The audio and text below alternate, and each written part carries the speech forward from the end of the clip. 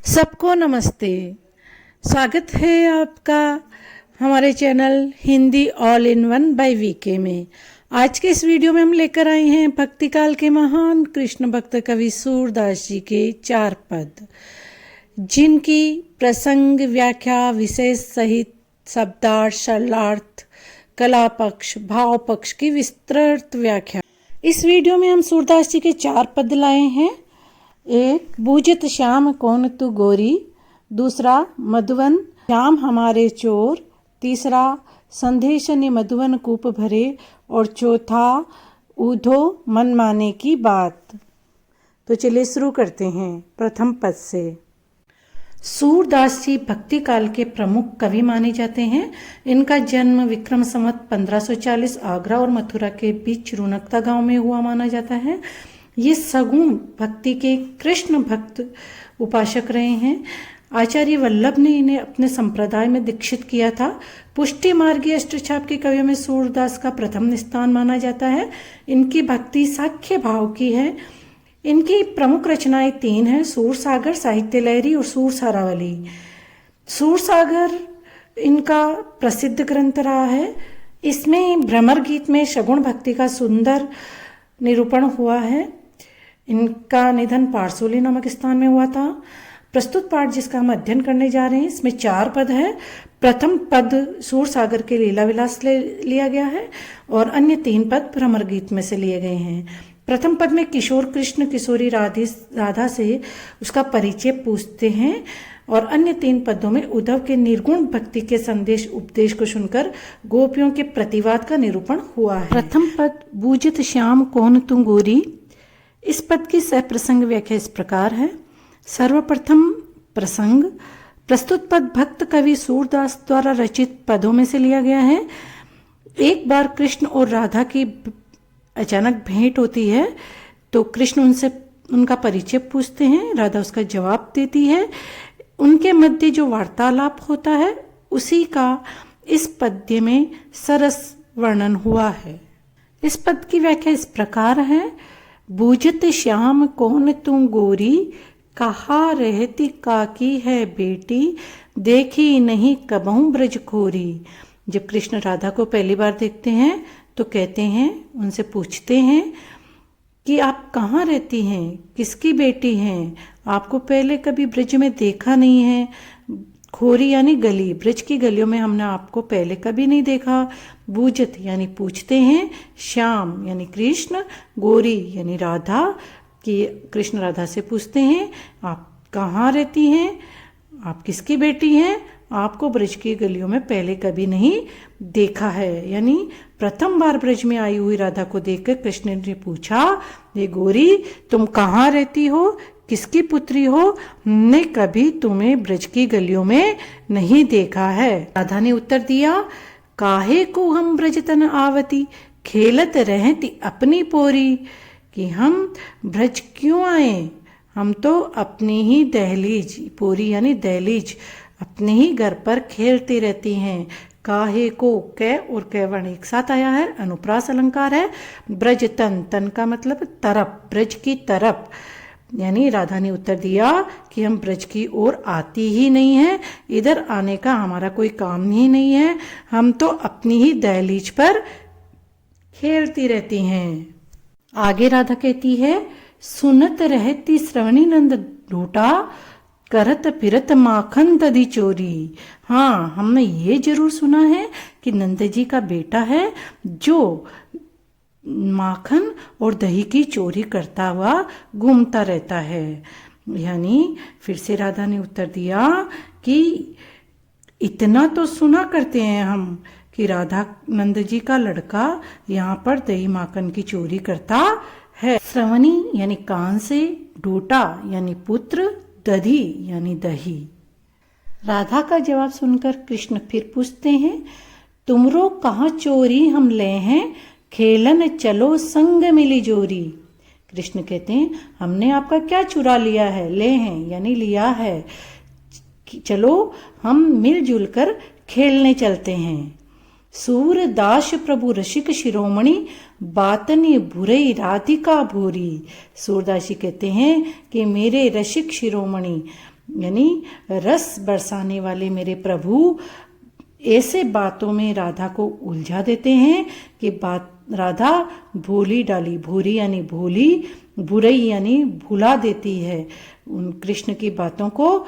बातनी बुरई राधिका भूरी, राधिका भोली भाली कृष्ण की बातों में आ जाती है और वो बातों में भूल जाती है कि उसे क्या करना है और उनके साथ खेलने के लिए चल देती है। यानी राधा की बातें सुनकर चतुर कृष्ण ने कहा कि हमने तुम्हारा क्या चुरा लिया है जो तुम हम पर चोरी का आरोप लगा रही हो। उन्होंने फिर कहा कि अब तो तुम हमारे साथ खेलने चलो। सूरदास जी वर्णन करते हुए कहते हैं कि रसिकों में शिरोमणि, रसिक शिरोमणि यानी रसिकों में शिरोमणि अर्थात रसिकों में सर्वाधिक रसिक कृष्ण ने अपनी चतुरतापूर्ण बातों से भोली भाली राधा को भुला दिया, उसे साथ खेलने के लिए अपनी बात मनवा ली यानी स्वीकार करवा ली। इस प्रकार श्री कृष्ण ने सरस बातों से प्रथम भेंट में ही राधा को अपनी ओर आकृष्ट कर लिया। विशेष भक्त कवि ने राधा और कृष्ण के किशोरावस्था के स्वभाव और वार्तालाप का चित्रण किया है। शैली संवाद शैली है जो कि स्वाभाविक है, सहज है, सांकेतिक है। इसकी भाषा ब्रज है जो कि माधुर्य लिए हुए हैं, पद में गयता है और अनुप्रास अलंकार का सुंदर उदाहरण है। मधुकर श्याम हमारे चोर, ये पद सूरसागर के भ्रमर गीत में से लिया गया है। इसकी व्याख्या प्रसंग व्याख्या इस प्रकार है। सबसे पहले प्रसंग। प्रस्तुत पद महाकवि सूरदास द्वारा रचित पदों में से संकलित है। इसमें गोपियां उद्धव से कहती है कि कृष्ण की रूप माधुरी ने हमारे मन को मोह लिया है, यानी कृष्ण के सौंदर्य ने हमें मोहित कर दिया है। इस कारण अब हम विरह वेदना में व्याकुल हैं। इस पद की व्याख्या इस प्रकार है। मधुकर श्याम हमारे चोर। मधुकर यानी कि भ्रमर, मधु यानी शहद, कर करने वाला, शहद को करने वाला कौन? भ्रमर। यहाँ पर भ्रमर जो है वो संकेतात्मक शब्द है जो उद्धव के लिए प्रयुक्त हुआ है। इसमें गोपियां उद्धव को भ्रमर को संबोधित करते हुए बोल रही है कि मधुकर श्याम हमारे चोर हैं, श्याम ने हमारे यहाँ चोरी कर ली है। क्या चोरी कर ली है? मन हरि लियो तनक चितवनी में चपल नैन की कोर। उन्होंने हमारे मन को अपनी चितवन से चुरा लिया है, अपने चंचल नैनों से चुरा लिया है। तनक यानी थोड़ा सा, चपल यानी चंचल, नैन की कोर यानी नेत्रों की कटाक्ष से, की कोर कै वर्ण एक साथ आए हैं, इसलिए यहाँ पर अनुप्रास अलंकार है। गोपियां कहती है कि हे मधुकर अर्थात हे उद्धव, कृष्ण हमारे चोर हैं। उन्होंने अपनी जरा सी मुस्कान से, चंचल नेत्रों से, हमें प्रेम पूर्ण तिरछे नेत्रों से हमारे मन को हर लिया है, अर्थात हमारे मन को चुरा लिया है। उते हृदय उर अंतर प्रेम प्रीति के जोर। पकड़े हुए हैं हृदय यानी अंदर, हृदय से, अंतर यानी भीतर, प्रेम और प्रीति से उन्होंने हमें बहुत ही मजबूती से पकड़ लिया है, यानी हमने भी उन्हें प्रेम और स्नेह के बल द्वारा पकड़कर अपने हृदय के अंदर दृढ़ता से बंद कर लिया है, अर्थात उनकी माधुरी छवि को अपने हृदय में स्थापित कर लिया है। यानी गोपियां उद्धव से कह रही है कि कृष्ण ने हमारे हृदय को चुरा लिया था, पर हमने भी अपने प्रेम से और स्नेह के बल पर अपने हृदय में उनको बड़ी मजबूती से बांध के रख लिया है, अपने अंदर उनकी छवि को स्थापित कर लिया है। छड़ाई तोरी सब बंधन दे गए हंसनी अकोर। तोरी यानी तोड़ना, कोर यानी रिक्त कर देना, यानी उन्होंने भी हमारे जो मजबूत डोरी से हमने उन्हें बांध रखा था उसे वो हमसे छुड़ाकर अलग हो गए हैं, यानी हमसे अधिक चतुर और बलशाली निकले। जो कि हमारे प्रेम स्नेह के सारे बंधन तोड़कर चले गए हैं, स्वयं को हमारे बंधनों से छुड़ा ले गए और बदले में हमें भेंट स्वरूप अपने मंद मुस्कान दे गए हैं। अर्थात हमारे प्रेम के पास को स्वयं से मुक्त कर लिया और चलते समय अपनी मंद मुस्कान की मधुर छवि हमें दे गई। यानी कृष्ण हमसे भी चतुर निकले, वो हमारे प्रेम पाश के बंधन को तो तोड़ कर गए ही गए, साथ ही अपनी मधुर मुस्कान हमें देकर गए हैं, जो कि हमारे हृदय में बस चुकी है। चौंकी परी जागत निसबीती, दूत मिलो एक भौर। चौंकी यानी अचानक, निशी यानी कि रात, दूत मिलो यानी ऐसा दूत मिला है, यानी कि उद्धव मिला है जिसे भ्रमर की संज्ञा दी गई है। और वो कहती हैं कि जब ये मुस्कुराकर हमारा सब कुछ लूट कर चले गए तो तब हम मोह निद्रा से जागकर चौंक पड़ी। रात बीतने पर हमें होश आया तो प्रातः एक भौरा यानी कि दूत यानी कि उद्धव के रूप में हमें मिला, अर्थात उद्धव के दर्शन हुए। यानी गोपियां कह रही है कि पहले तो प्रिय श्री कृष्ण ने हमारा मन चुराया, फिर मथुरा जाकर वहीं रुक गए। वहां से उन्होंने जो दूत भेजा है वह भी भ्रमर की तरह है, बट स्वार्थी और कठोर स्वभाव का है। ये दूत हमें प्रेमाभिव्यक्ति से दूर रखकर योग अपनाने का उपदेश दे रहा है। हमारे लिए ये बड़ा ही दुखदायी है। सूरदास प्रभु सरबस लूट्यो, नागर नवल किशोर। सरबस यानी सर्वस्व, नागर नवल किशोर, नागर यानी चतुर। सूरदास जी वर्णन करते हुए कहते हैं कि गोपियां उद्धव को लक्ष्य करके कहने लगी कि चतुर रसिक कृष्ण ने हमारा सर्वस्व लूट लिया है, अब हमारे हृदय में स्थित उनकी मधुर छवि को भी उद्धव रूपी दूत छीनने के लिए आए हैं। इसके आने से हमारी वेदना और भी बढ़ गई है। यानी सूरदास जी कह रहे हैं, गोपियां उद्धव को लक्ष्य बनाकर कह रही हैं कि श्री कृष्ण हमारा सब कुछ लूट चुके हैं, हमारे हृदय को मोहित कर चुके हैं, उनकी छवि हमारे हृदय में बस चुकी है, और अब जब हम पूर्ण रूप से उनकी हो चुकी हैं तब उद्धव हमें आकर ये समझाने का प्रयास करते हैं कि श्री कृष्ण को भूल जाना चाहिए, जो कि अब हमारे लिए संभव नहीं है। अर्थात गोपियां विरह वेदना से व्यतीत होकर प्रियतम कृष्ण को हृदय का चोर कहती है। उद्धव को दूत रूप में आया देखकर उनकी वेदना और भी बढ़ जाती है। इस पद में गोपियां श्री कृष्ण को पक्का चोर साबित करना चाह रही है। वो ये कह रही है कि सर्वप्रथम तो उन्होंने प्रेम पूर्ण चितवन एवं चंचल कटाक्ष से हमारा मन चुराया, फिर उन्होंने प्रेम प्रीति के बल से हमारे हृदय को बलपूर्वक अपनी ओर आकर्षित किया। इस प्रकार हम अपने उनके प्रेम बंधन में बंध गई तथा रात दिन उनका ही ध्यान चिंतन करने लगी। परंतु श्री कृष्ण ऐसे चोर निकले कि हमारे प्रेम बंधन को तोड़कर यहाँ से मथुरा चले गए।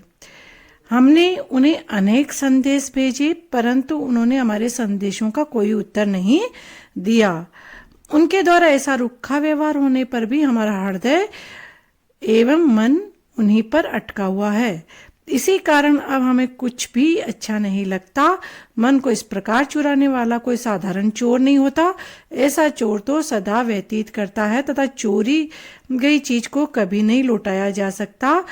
इस प्रकार गोपियों ने अनेक तर्क देकर उद्धव के सामने कृष्ण को चोर सिद्ध करने का पूरा प्रयास किया। विशेष के तौर पर भावाभिव्यक्ति सहज एवं भावपूर्ण है। अनुप्रास अलंकार का प्रयोग हुआ है। पद में गयता है। संदेशनी मधुबन कूप भरे। इस पद की सप्रसंग व्याख्या इस प्रकार है। प्रसंग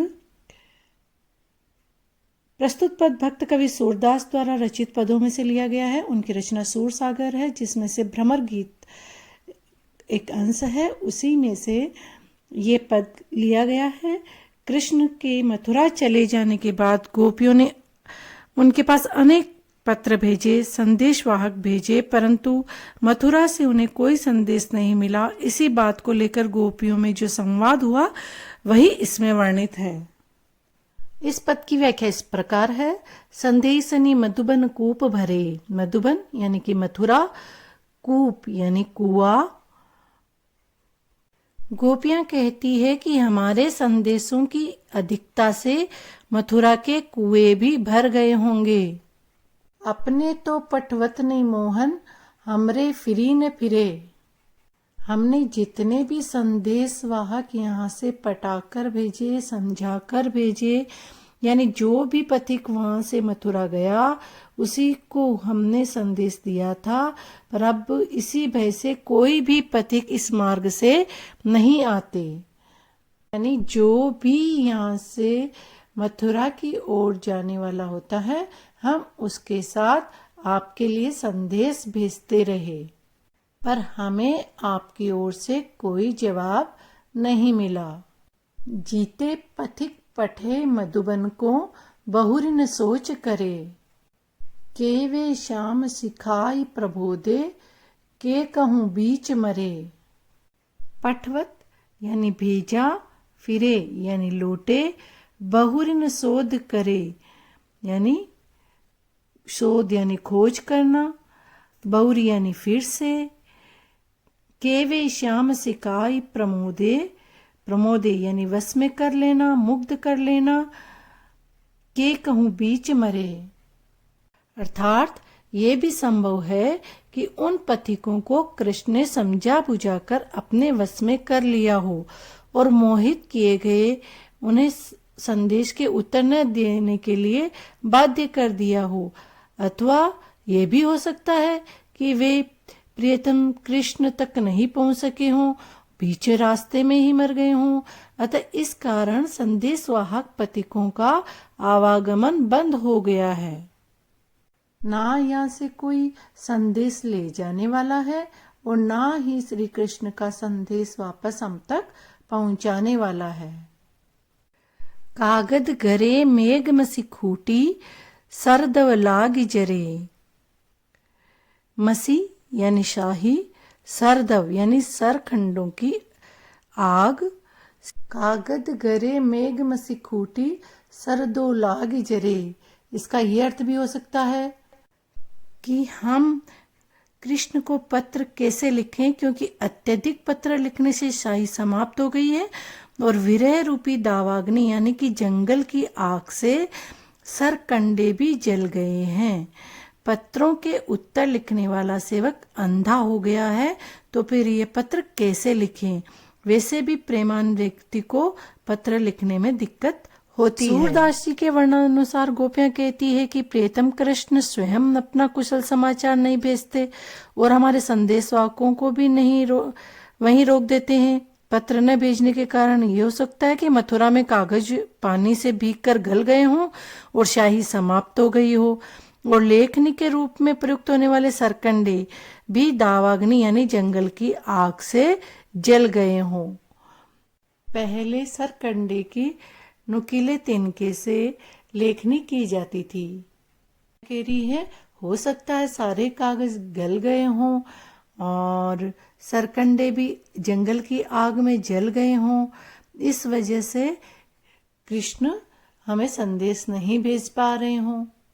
साथ ही गोपियों ने ये भी कहा कि संदेश पत्र या प्रेम पत्र लिखने में ये बाधा है कि मेघ वर्षण यानी कि तेज बारिश से कागज भीगकर गल गए हैं, शाही भी समाप्त हो गई है तथा लेखनी के रूप में काम करने वाले सरकंडे भी दावाग्नि में जल गए हैं। सेवक सूर लिखन को आंधो, पलक कपाट अरे।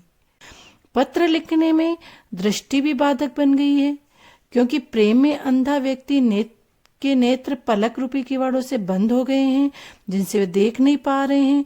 इस प्रकार प्रेम पत्र या संदेश पत्र कैसे लिखा जा सकता है। इस स्थिति में वे कैसे पत्र लिख पाते। वैसे भी अंधा व्यक्ति अथवा अंधा सेवक पत्र लेखक पत्र कैसे लिख सकता है जब पलक रूपी किवाड़ ही नहीं खुल पा रहे हों। तो फिर वे पत्र भी कैसे लिख सकते हैं और हमें संदेश पत्रों का उत्तर कैसे मिल सकता है। यानी जिनके पलक किवाड़ यानी नेत्र की पलकें जो है जिनकी बंद हो चुकी है या जिनकी आंखें बंद हैं, वो कैसे कुछ लिख सकता है, हमें कैसे संदेश भेज सकता है। अर्थात मथुरा में भेजे गए संदेशवाहक वहीं अटक गए। इस बात को लेकर अनेक संभावनाएं की गई है। भावार्थ ये है कि मथुरा के कुओं को गोपियों के संदेशवाहकों ने उनके संदेश पत्रों से भर दिया है। अर्थात गोपियों ने प्रियतम कृष्ण को इतने अधिक संदेश भेजे कि उनसे मथुरा के कुएं भी भर गए हैं, क्योंकि गोपियां अपनी विरह वेदना तथा मिलन आतुरता को लेकर निरंतर पत्र लिखकर अपने संदेशवाहकों को भेजती रही। वस्तुतः यह एक अतिशोक्ति पूर्वक उपालम कथन है, यानी यहाँ पर अतिशोक्ति अलंकार है। विशेष के तौर पर भाषा ब्रज है। नेत्रों के पलक पर किवाड़ का आरोप किया गया है। इस प्रकार यहाँ पर रूपक अलंकार है। अनुप्रास और अतिशोक्ति अलंकारों का भी प्रयोग हुआ है। गरे मेघ मसी खूटी सरदौ लागी जरे पंक्ति में अतिशोक्ति अलंकार है। उद्धो मन माने की बात। इस पद की सप्रसंग व्याख्या इस प्रकार होगी। सर्वप्रथम प्रसंग, ये पद भक्त कवि सूरदास द्वारा रचित सूर सागर के भ्रमर गीत प्रसंग से लिया गया है, जिसमें गोपियों के विरह वर्णन का वर्णन है। इसमें उद्धव ने गोपियों को ज्ञान योग की साधना पर बल देते हुए निर्गुण भक्ति की उपासना करने का उपदेश दिया है। तो गोपियों ने अपने वाक चातुर्य से या कई तर्क देकर अपने हृदय की वेता बताते हुए निर्गुण भक्ति पर सगुण भक्ति की विजय बताई है। इस पद की व्याख्या इस प्रकार होगी। उद्धो मन माने की बात। उद्धव गोपियां कह रही है कि हे उद्धव, ये तो अपने अपने मन के मानने की बात है। कोई बात हमारा मन स्वीकार करता है या नहीं करता है। वे उद्धव से कहने लगी कि यह तो अपने मन के मानने की बात है। जिससे मन लग जाए वही उसे प्रिय लगता है, वह उसे त्याग नहीं सकता। दाख छुहारा छाड़ी अमृत फल विष कीरा विस्खात। दाख यानी किसमिस और छुआरे को छोड़कर और अमृत फल को छोड़कर, यानी दाख और छुआरे जैसे अमृत फल को छोड़कर जो विष कीड़ा होता है, यानी विष खाने वाला जो कीड़ा है वो हमेशा विष ही खाता है। विष वी वर्ण एक साथ आए हैं, अनुप्रास अलंकार है, यानी कि जिसे विष का कीड़ा यानी गंदगी खाने वाला कीड़ा किसमिस और छुआरे जैसे अमृत समान मधुर फलों को छोड़कर विष को ही खाता है, क्योंकि उसका मन तो उसी विषमय पदार्थ से संतुष्ट होता है। यानी जिसको विष पसंद होता है वो अमृत को छोड़कर विष ही खाता है। जो चकोर को देई कपूर को तजी अंगार अगात। यानी जो चकोर, जिस प्रकार चकोर, यहाँ पर जो जीने जैसे आता है उपमा अलंकार होता है। जो चकोर को देई कपूर को, जो जैसे चकोर को यदि कपूर जैसा कोई शीतल पदार्थ खाने को देता है तो वो उसको त्याग देता है। तजी अंगार अगात, वो कपूर को त्याग कर अंगार यानी अग्नि खाना पसंद करता है। अघात यानी तृप्त होता है, यानी अंगारे खाकर ही उसकी भूख मिटती है। अर्थात जब कोई चकोर को कपूर जैसा शीतल पदार्थ खाने को दे तो वह उसे छोड़कर अंगारों को खाने से ही अपनी भूख मिटाता है। मधुप करत घर कोरी काठ में बंधत कमल के पात। मधुप यानी भ्रमर, कठोर काठ, कोरी काठ यानी लकड़ी, लकड़ी में अपनी चोंच से छेद कर उसमें अपना घर बना लेता है। यानी लकड़ी जितनी कठोर वस्तु को भी वो छेद सकता है, लेकिन बंधत कमल के पात, वो दिन भर कमल के पत्तों पर बैठा रहता है। सूर्यास्त के बाद उन्हीं पंखुड़ियों के बीच में वो बंदी बन जाता है। अर्थात जो भ्रमर हैं, भौरा कठोर काठ को अंदर से छेद कर उसमें अपना घर बनाता है, परंतु फिर भी वह कमल में बैठा रहता है और सूर्यास्त होने पर उसी की पंखुड़ियों में बंदी हो जाता है। यानी लकड़ी कितनी भी कठोर हो, उसको छेदने के जितनी ताकत होने के बावजूद वो कमल की कोमल पत्तियों से बंदी बन जाता है। ज्यों पतंग हित जान अपनो दीपक सो लिपटात। उसी प्रकार ज्यों जिमी जैसे उपमा अलंकार है। पतंगा जो अपना हित जानकर दीपक के चारों ओर ही घूमता है, उसे लिपटता रहता है। उसे पता है कि मेरा यहाँ पर मेरे प्राण जाने वाले हैं, उसके बावजूद वो दीपक को नहीं छोड़ता। यानी पतंगा भी दीपक पर लिपटकर अपने प्राणों का उत्सर्ग करने में ही अपना हित समझता है, क्योंकि उसका मन उसी पर आसक्त रहता है। सूरदास जाको मन जासो सो ही ताहि सुहात। सूरदास जी कहते हैं जिसके मन में जो अच्छा लगता है वो ही उसे सुहाता है, यानी वो उसी से खुश रहता है। सूरदास के वर्णानुसार गोपियां कहने लगी कि हे उद्धव, जिसका जिससे लगाव रहता है वही उसे अच्छा लगता है। हमें सगुण श्री कृष्ण अच्छे लगते हैं तो हम उन्हीं से प्रेमा भक्ति रखती हैं, और तुम्हें निर्गुण ब्रह्म अच्छा लगता है तो तुम उसी की उपासना को अच्छा मानते हो।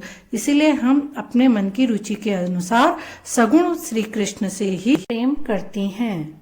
इस पद में ज्ञान पर प्रेम की विजय और निर्गुण भक्ति पर सगुण भक्ति की विजय बताई है। ज्ञान और निर्गुण भक्ति के उपदेश उद्धव दे रहे हैं, तो गोपियां अपने तर्क से प्रेम और सगुण भक्ति की पराकाष्ठा या उसी की विजय बता रही हैं।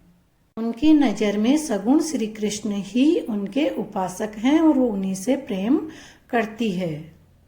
इसका वो कई तर्क देती है, इसके कई उदाहरण भी बताती है, जैसे विष कीड़ा, चकोर, भ्रमर, पतंगा, इन सब का उदाहरण देकर वो बताती है कि जिसका जिससे मन लग जाता है वो उसी के साथ रहना पसंद करता है।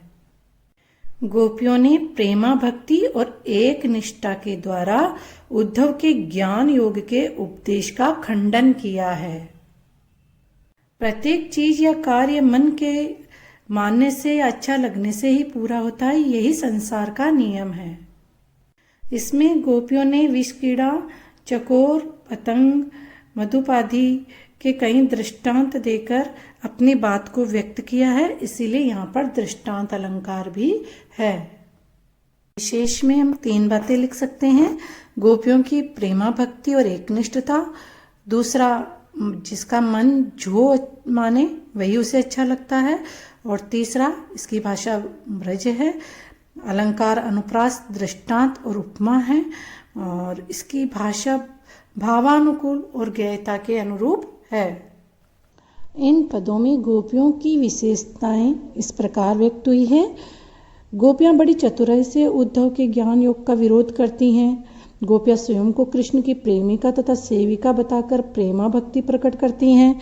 गोपियों में वाचालता भी है तो भोलापन भी है, और वे उद्धव से कहती हैं कृष्ण को अपने मन, हृदय और प्रेमा शक्ति का चोर बताती हैं।